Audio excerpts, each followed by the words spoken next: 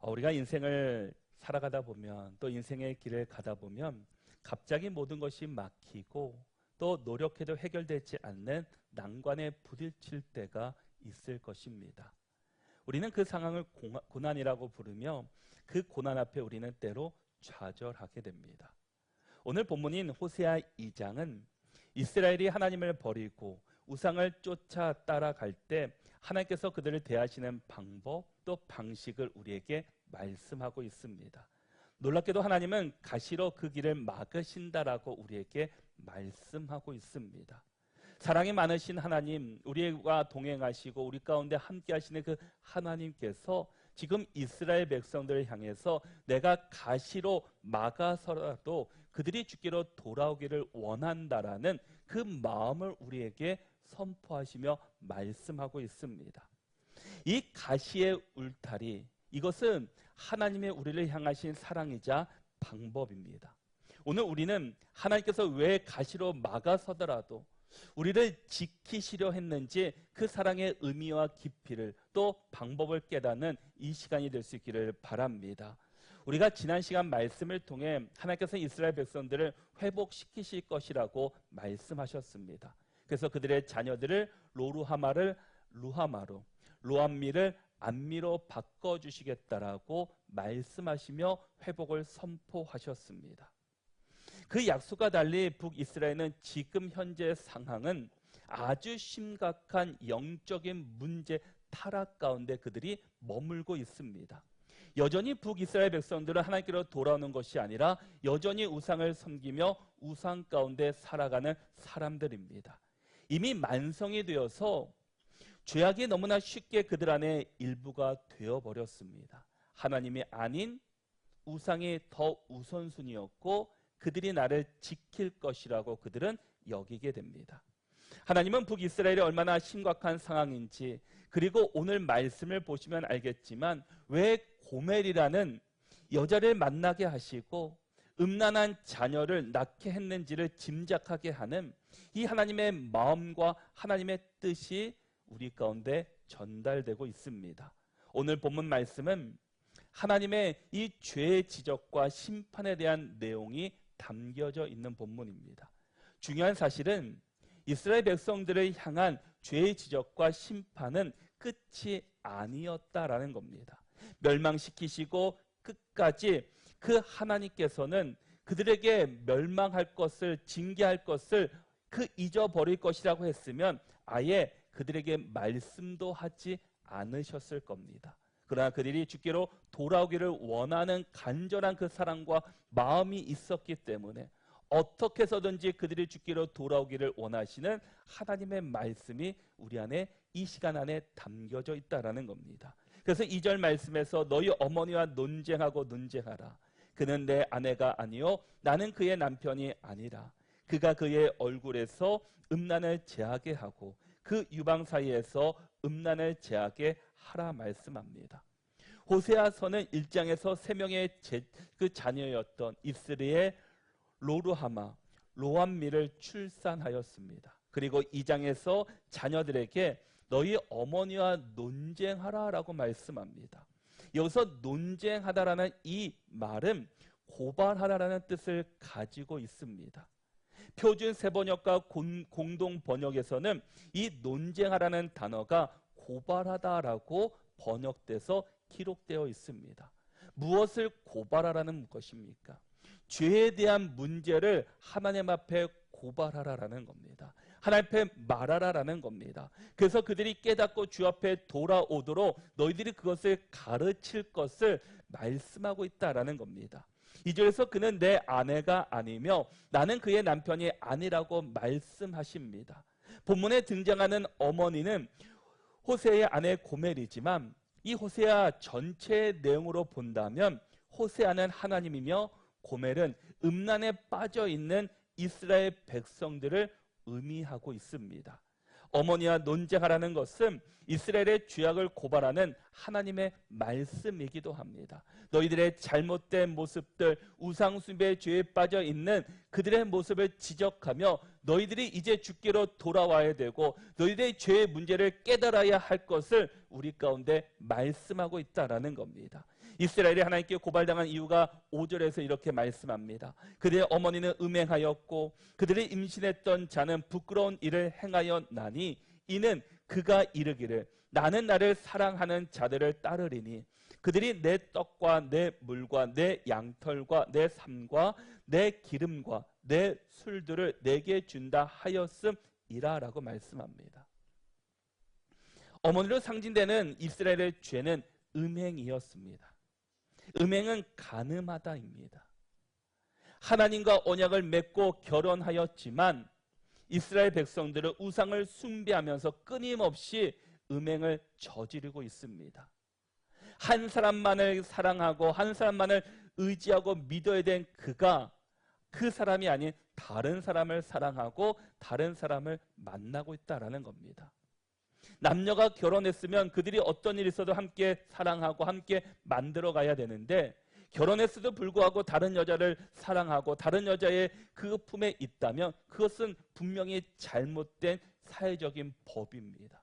이것처럼 우리가 하나님을 사랑하기로 언약 백성이 되었다면 우리가 다른 것을 사랑하는 것이 아니라 오직 하나님만을 사랑해야 합니다.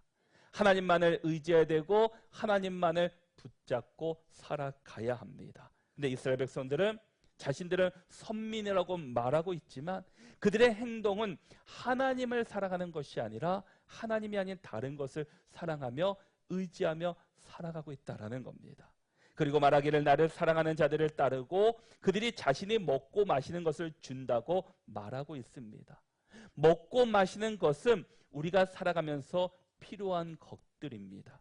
그러나 문제는 이스라엘 백성들이 하는 말에서 드러나고 있습니다.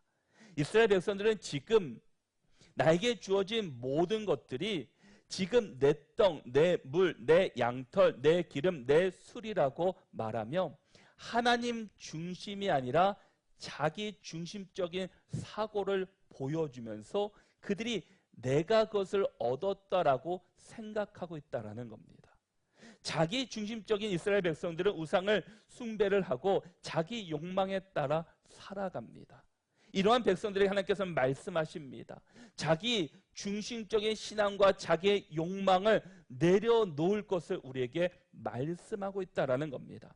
여러분, 신앙생활은 나 중심이 아니라 하나님 중심으로 살아가는 겁니다.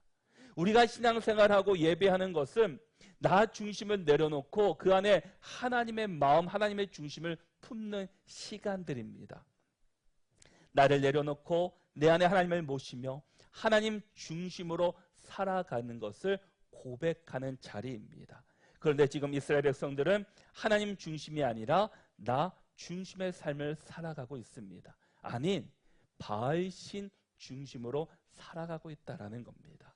그러니 내 안에 하나님이 아닌 내 떡, 내 물, 내 양털, 내 삶, 내 기름, 내 술이라고 말하는 것입니다. 우리에게 주어진 모든 것은 하나님의 것입니다. 우리에게 주어진 모든 것은 내 것이 아니라 하나님의 것입니다.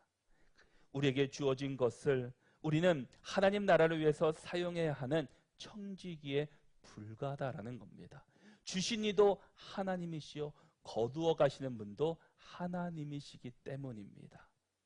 그러게 우리 가정에 주신 자녀도 물질도 일터도 학교와 공동체, 교회 등 모든 것은 내 것이 전혀 없습니다. 그 모든 것은 하나님의 것입니다. 내게 주어진 것이 내 것이라고 생각하는 순간 우리의 삶은 힘들어지고 비참해지기 시작합니다. 여러분, 우리의 삶의 중심이 내가 아니라 하나님이 될 수 있기를 축복합니다. 우리 인생의 중심이 내가 되는 순간 분쟁이 나고 싸움이 생기고 고난이 찾아오고 낙심하고 좌절하게 됩니다. 그러나 우리 안에 하나님 중심이 되는 순간 우리 안에 평안과 기쁨이 찾아옵니다. 왜냐? 내 힘으로 살아가지 않아도 되기 때문입니다. 하나님이 그 우리의 인생을 열어주시고 우리의 인생의 길을 함께 해주시는데 무엇이 염려가 되고 힘들겠습니까? 하나님께 맡기는 자는 그 안에 평안과 기쁨이 찾아옵니다. 때로는 고난이 찾아온다 할지라도, 상황이 어려운다 할지라도 그 안에 하나님의 길이 있기 때문에, 내가 그것을 의지하는 것이 아니기 때문에 그곳에서 다시 일어날 수 있고 그 안에서 참된 기쁨과 평안을 가져오게 됩니다. 왜냐하면 하나님만을 바라보기 때문입니다. 내가 힘으로 나가는 것이 아니라, 내 지식으로, 내 경험으로, 내 갖고 있는 것으로 나가는 것이 아니라 하나님을 의지하고 바라보기 때문입니다. 그럴 때 하나님께서 우리에게 평안을 주시고 참된 기쁨을 허락해 주십니다. 여러분, 우리의 인생의 주권은 하나님의 것인 것을 믿으십니까? 그렇다면 우리가 그 주권을 하나님께 반드시 이양하고 그 주권 대신 하나님의 말씀을 따라가는 삶을 우리는 살아가야 합니다. 말로만 하나님이 우리의 인생의 주권이라고 말하는 것이 아니라 그 주권을 주 앞에 우리가 온전히 내려놓아야 한다라는 겁니다. 그러기에 우리의 모든 것을 하나님께 맡기고 하나님의 말씀에 순종함으로 나갈 때 지금까지 여러분들이 경험해보지 못했던 하나님의 그 크신 은혜와 평강과 기쁨을 우리는 반드시 누리게 될 것입니다. 우리는 하나님이 아닌 다른 것에 만족을 찾을 때 영적인 방황과 공허함이 우리 가운데 빠지게 됩니다. 이스라엘 백성들의 물질적인 풍요를 주신 분이 하나님이 아니라 그들은 가나안의 풍요이신 바알이라고 착각하고 있습니다. 그래서 5절에서 그들이 나를 잊어버리고 라고 말씀합니다. 다른 연인을 쫓아갔다라고 지적하고 있습니다.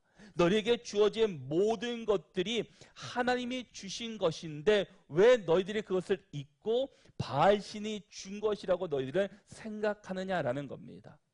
오늘을 살아가는 우리에게도 때로는 우리가 돈이나 권력, 쾌락, 성공 등이 창조주가 아닌 이 피조물에서 진정한 만족과 행복을 우리는 때로는 찾으려고 합니다.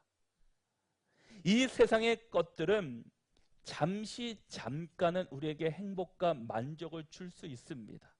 그렇지만 근본적인 영적인 이 목마름과 이 깊은 공허함, 갈급함을 세상에서는 우리 가운데 채워줄 수가 없습니다. 결국 세상에서 찾다가 더 큰 방황과 공허함에 빠지게 됩니다. 우리가 아는 유명한 기독교 작가 가운데 C.S. 루이스라는 분이 있습니다. 사실 그는 처음부터 믿는 사람은 아니었습니다. 젊은 시절에 그는 무신론자였습니다. 그는 지적인 탐구와 문화, 또 그리고 세상적인 쾌락 속에서 진정한 삶의 의미를 찾고자 노력한 사람이었습니다. 그는 자신의 자서전 예기치 않는 기쁨이라서 진정한 기쁨을 추구했지만 그 기쁨은 늘 손에 잡힐 듯 하다가 사라졌다라고 고백합니다. 그는 스스로 모든 문이 닫히고 모든 길이 막혔고 그렇게 느꼈던 궁지에 몰린 순간 비로소 자신이 그토록 찾던 기쁨의 실체가 바로 하나님이었다라는 것을 그때서 깨닫게 되었다라고 말합니다.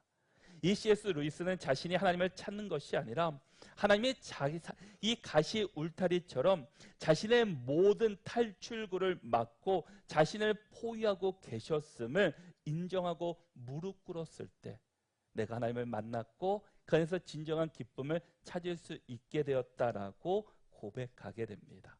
여러분, 세상에서는 진정한 기쁨, 만족을 얻으려고 하지만 실제적으로 우리가 얻을 수는 없습니다.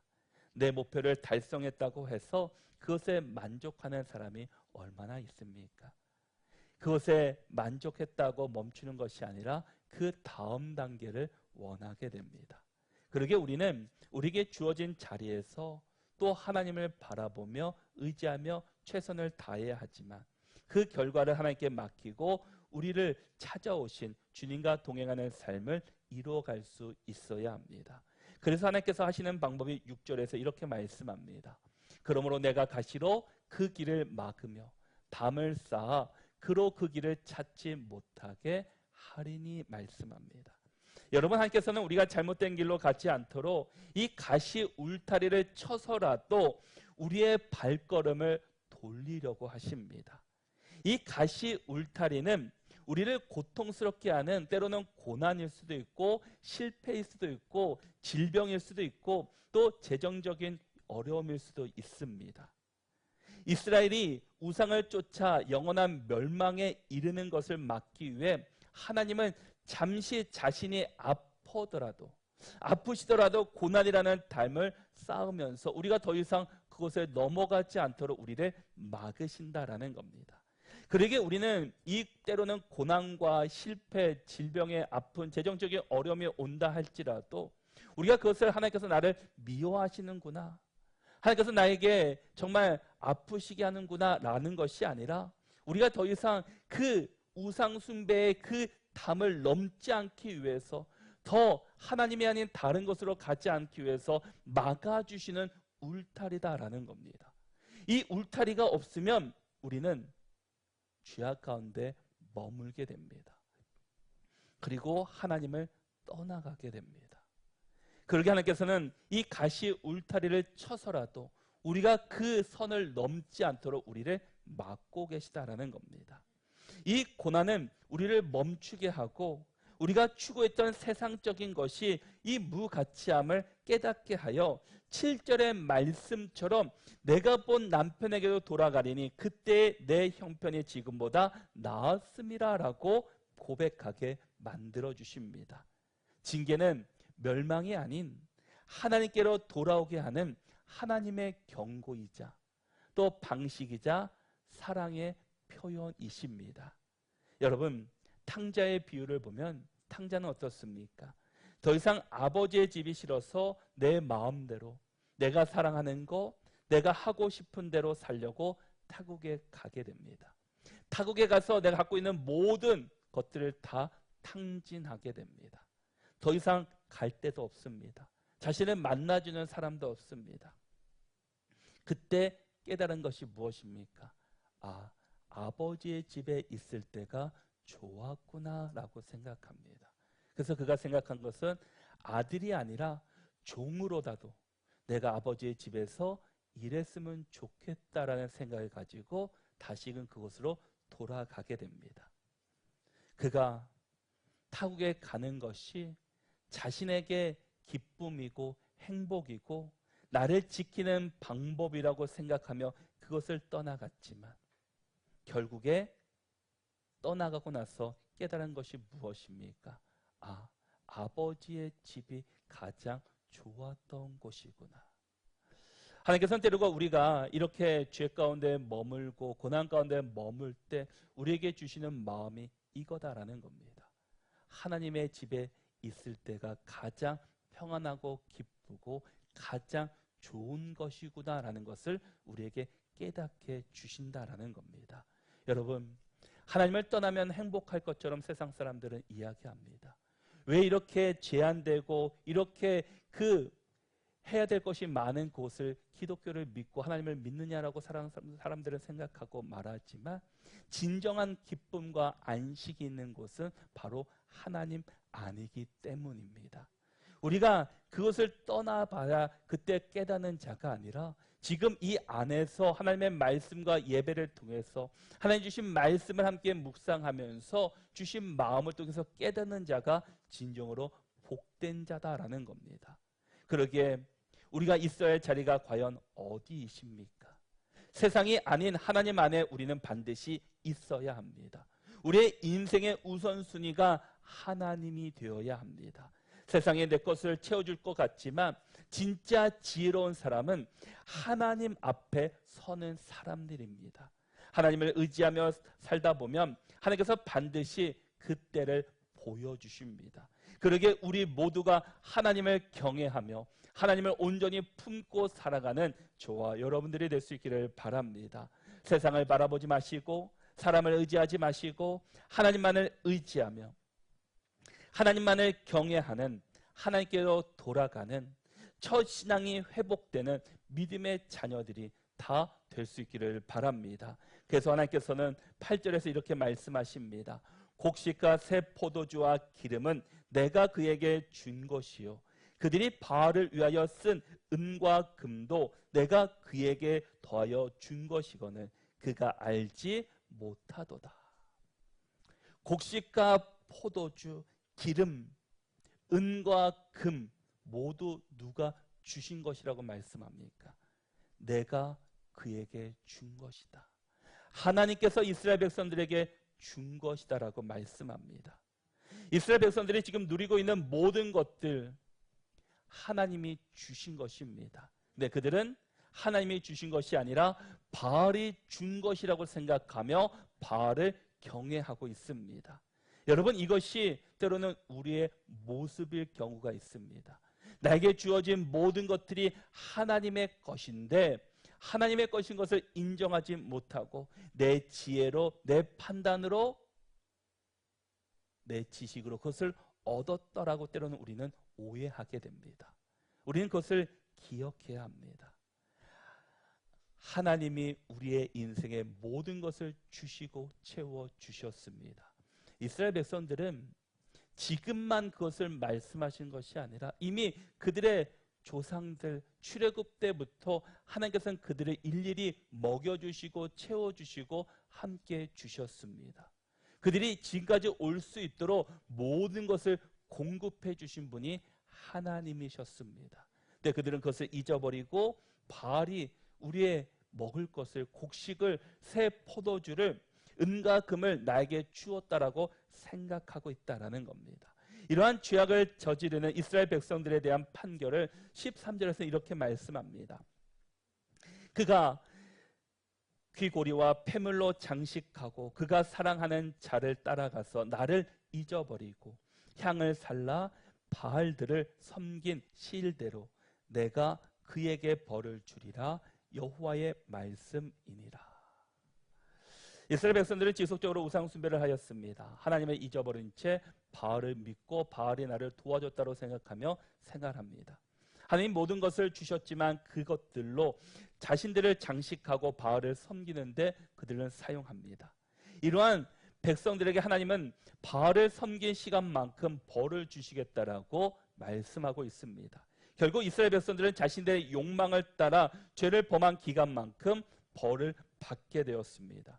우리의 삶에도 죄악을 벗어나지 않고 욕망을 따라 지속적으로 나아가고 있다면 하나님은 우리가 죄를 범한 시일대로 때로는 벌을 내리실 것입니다. 그러게 우리의 삶 속에서 죄악을 발견했다면 죄악의 자리에서 벗어나 회개하며 하나님께로 돌아와야 합니다.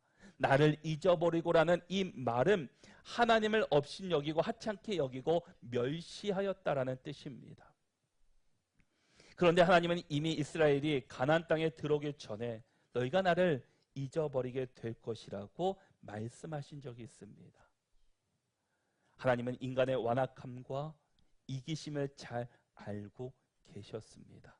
그러나 하나님께서 이스라엘을 벌하시겠다고 하신 것은 그들이 받은 징계를 통해서 그들 안에 있는 죄악을 떨어내기 위함이지 심판 자체가 목적이 아니었습니다. 히브리서 12장 6절의 말씀에서도 주께서 그 사랑하시는 자를 징계하시고 그가 받아들이시는 아들마다 책짓질 하심이라 하였으니라고 말씀합니다. 주께서 그 사랑하는 자를 징계하시고, 여러분, 하나님의 징계는 우리를 멸망시키는 것이 아니라 그분과의 참된 언약 관계를 다시금 회복시키시는 방법이셨다라는 겁니다. 그래서 9절에서 13절을 보면 하나님은 이스라엘이 우상에게 돌렸던 축복들, 곡식이나 포도주 등 그것들을 거두어 가심으로써 이스라엘이 누가 참된 공급자이신지를 깨닫게 하십니다. 목적은 보복이 아니라 다시금 회복시키기 위한 교정이었습니다. 하나님이 일시적으로 물질적 풍요를 제거하여 우리의 마음이 오직 하나님께만 집중하도록 훈련시키고 우리를 만들어 가십니다.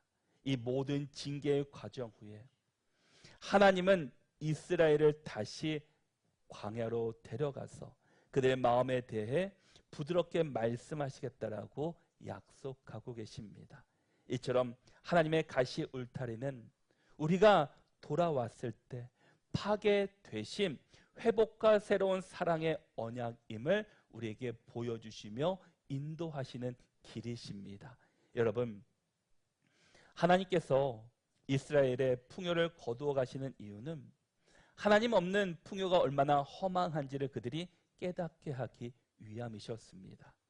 하나님은 그들을 광야로 데려가서 세상의 소음을 차단하고 오직 하나님의 음성만을 듣게끔 하신다라는 겁니다.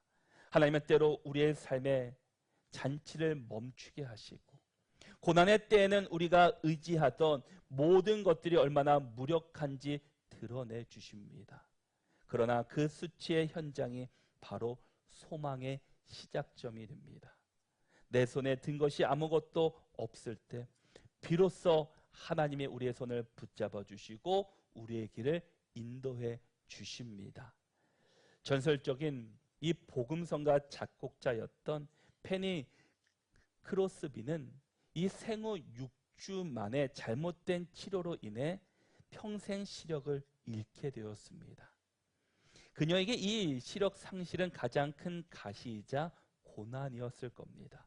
그러나 그녀는 좌절 대신 감사를 선택했습니다.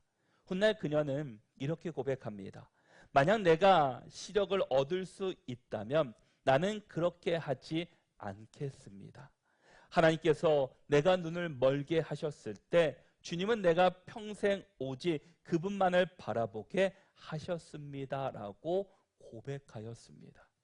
그녀의 시력 상실이라는 극한의 고난은 그녀의 영혼이 하나님께 깊이 집중하게 만드는 통로가 되었으며 그녀는 나의 주님 나의 하나님 예수로 나의 구주 삼고 등 800편의 이상의 찬송과 여러 곡들을 작곡하였습니다.